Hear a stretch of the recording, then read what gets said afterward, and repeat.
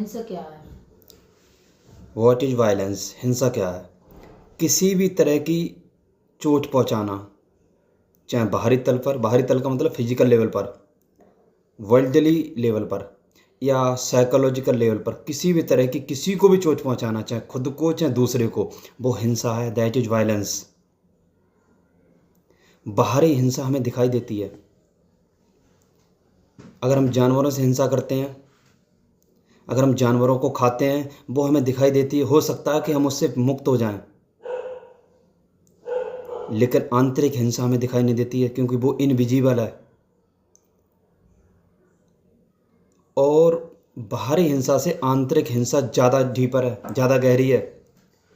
Inner violence is more deeper than outer violence. इसलिए हमें आंतरिक हिंसा को समझना बहुत ज़रूरी है। बाहरी हिंसा भी नहीं करनी चाहिए। हमें कोई भी जानवर, मीट, मुर्गा, मछली बिल्कुल भी नहीं खाना चाहिए। ये बहुत ही हिंसक भोजन पूरे शरीर के सेल में अपनी जगह बना लेता है। एक एक सेल में स्टोर हो जाता है।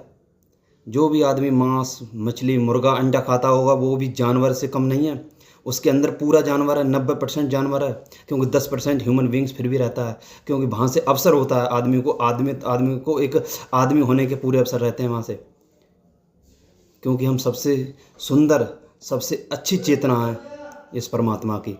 उस परमात्मा के लिए 10% जरूर रहता है कि हम उस परमात्मा तक पहुँच जाएं। इसलिए 90% तो हमेशा जानवर ही रहता है।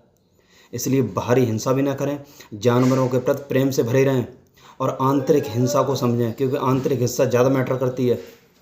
आंतरिक हिंसा का मतलब होता है कि हम किसी के प्रति कोई गलत विचार ना फेंकें, कोई गलत शब्द ना बोलें, कोई गलत भाव ना रखें। अगर भाव आप सब रखोगे तो वो आपके अनकॉन्शियस लेवल में पहुंच जाएगा, और अनकॉन्शियस से पूरे शरीर के हृदय तक, पूरे शरीर के लेवल, पूरे होल ऑफ द बॉडी पहुंच जाता है, और पूरे शरीर के सेल्स में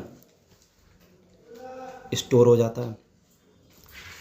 क्योंकि जब आप किसी को गाली देते हो, किसी से बुरा शब्द बोलते हो, तो उसके पास तो सिर्फ साउंड ऑफ द वर्ड्स जाती है, सिर्फ आवाज़, शब्दों की आवाज़ जाती है। हो सकता है अगर वो समझदार है तो वो ना उनको ग्रहण करे, लेकिन आपके अंदर वो डबल, आप एक तो आप बोल रहे हो और ऊपर से आप सुन भी रहे हो, आप डबल बैड इफेक्टेड होगे, बुरा प्रभाव पड़ेगा आपकी बॉडी पर।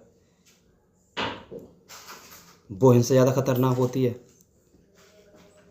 इसलिए माइंड के लेवल पर, साइकोलॉजी के तल पर हर चीज़ को समझें। कोई भी भाव, कोई भी विचार, कोई भी इन्फ्लुएंस, शरीर में बैड इन्फ्लुएंस, कोई भी किसी भी तरह की कोई भी चीज़ गलत ना रखें। गलत का मतलब जो जीवन को नाश करे, जीवन को नेगेटिव दिशा में ले जाए, जो जीवन की लौ को ऊपर उठाओ। The candle of flame is taking upward, not downward.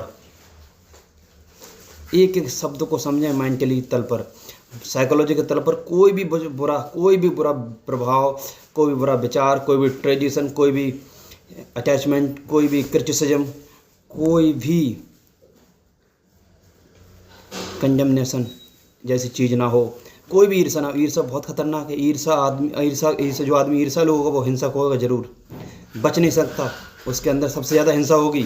उसकी आंखें देखना आप, आंखों में प्योरिटी नहीं होगी, ना इनोसेंसी होगी। उसकी आंखों में हिंसा ही होगी। हिंसक आंखें होंगी, आंखें इनोसेंट नहीं होंगी। इसलिए एकदम प्योर हो जाएं, बिल्कुल शुद्ध हो जाएं। शुद्ध तभी होगे जब आप माइंड के लेवल को पूरा समझ लोगे, सब तरफ से,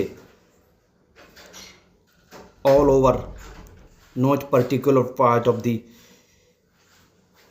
brain, mind and physical world. That's all.